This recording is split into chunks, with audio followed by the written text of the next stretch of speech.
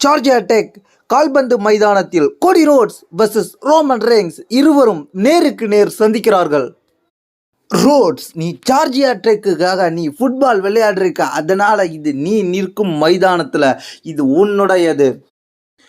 Roads Roman ரெய்ன்ஸோட வெளில வந்து அந்த ரோட்ஸ் அந்த கிரவுண்ட் அப்படியே சுற்றி காமிக்கிறாரு.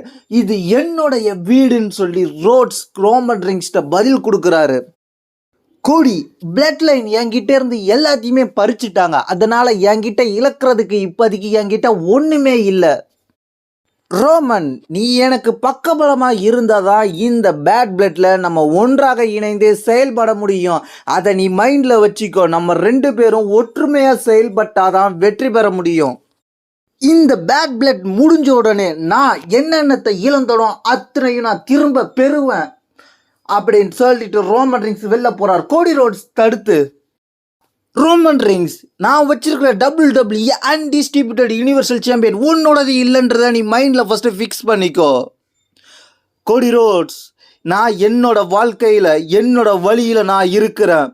நான் என் வாழ்க்கையை பார்த்துக்கிட்டு இருக்க போகிறேன். அங்கேருந்து அப்படியே 2 பேரும் போகிறாங்க.